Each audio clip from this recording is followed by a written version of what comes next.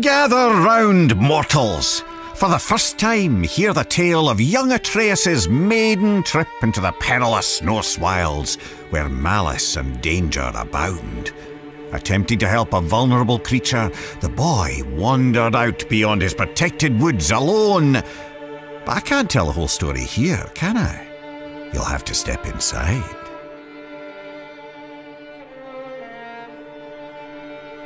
Atreus awoke to find his father missing. Not that there was anything unusual about that. Tasked with retrieving their dinner, Kratos would often take leave on day-long hunts.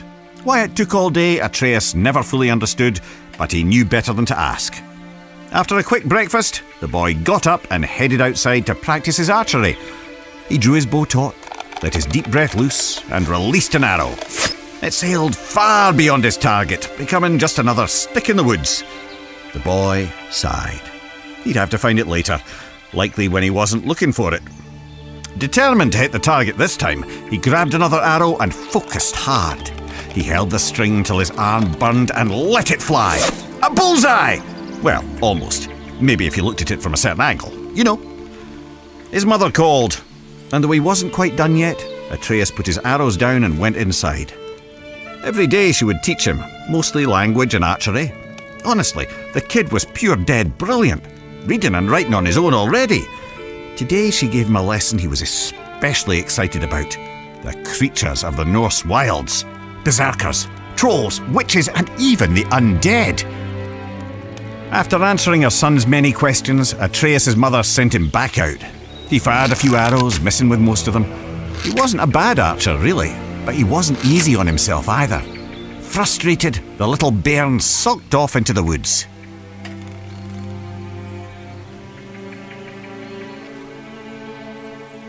Don't sulk yourselves. Follow the boy to the next area.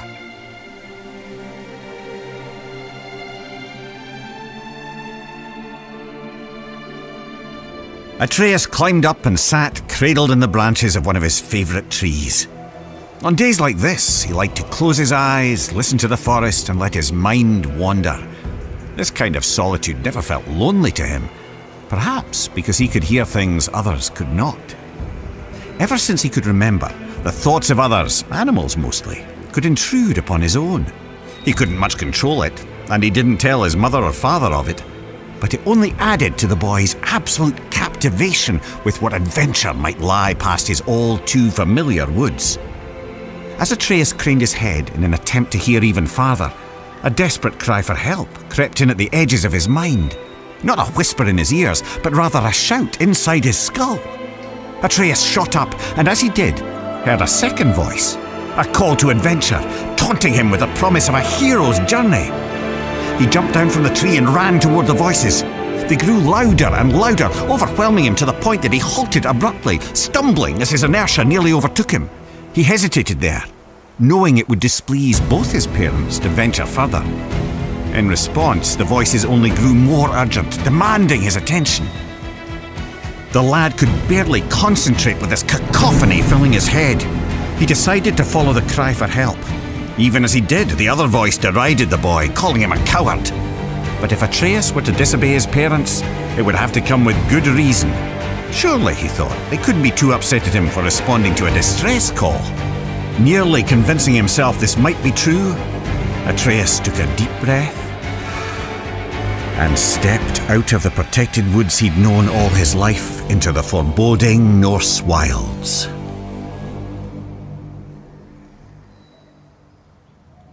Delve deeper into the woods. Unless, of course, you're too frightened.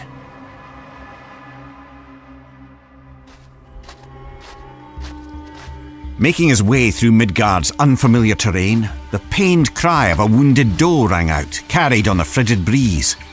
After attempting to study the patterns of nearby tree roots to use as a guide back home, he set off in the direction of the injured animal.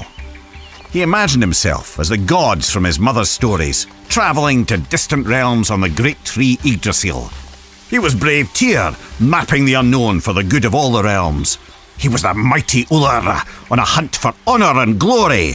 He was lost, completely and hopelessly so. The woods now seemed to be a repeating maze of trees and jagged boulders. His growing panic was interrupted by sharp screams of agonizing pain. The wounded animal was near and in true peril. Forgetting his own dilemma, Atreus shot toward the cries of the beast. And there, in a clearing near a creek, he saw it. A wounded doe lay on the ground. The matted, blood-stained fur on its chest heaved up and down as it struggled to breathe. An arrow jutted out of its neck. But what hunter would seek an innocent doe and fail to finish it off? The animal looked Atreus straight in the eye. Its pained grunts eased now as its pupils contracted. The one he had called had come. "You're safe now. I'm here," Atreus said, clumsily attempting to comfort the poor soul. "You can let go." The doe's strained breath became shallower. It took one final gulp of air in and ceased to move. Atreus laid his hands on the doe's heart and softly recited Norse death rites, inspired by his mother's teachings. The boy sighed, and his eyes drifted upward. As they did, he noticed there was far too much blood on the ground for a simple arrow wound. The red stains in the snow trailed off into the deeper brush. Atreus jumped to his feet to follow it.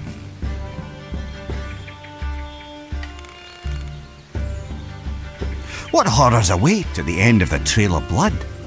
There's only one way to find out. The boy didn't have to go far to understand. The trail of blood didn't belong to the doe, but to the hunter, who now lay in pieces at Atreus' feet. The boy's stomach rolled as he took in the scene. He held his breath, attempting to let the nausea pass. And that's when he heard something else. Something hidden by the dark forest, mere steps away and still breathing. He turned to see two creatures from his mother's stories. Heaving, vile, undead monsters of pure rage. Draugr. Atreus' eyes grew wide as they met the empty sockets where the Draugr's eyes were supposed to be. The larger one roared, then it charged. The boy went for his quiver. He found an arrow, but lost his footing. Crashing to the ground, the Draugr rushed ever closer. The larger one plucked Atreus from the ground. The monster bellowed, spraying rotten teeth and flaps of decaying gums. Its half-tongue flailed blindly like the death throes of a headless snake. It was disgusting.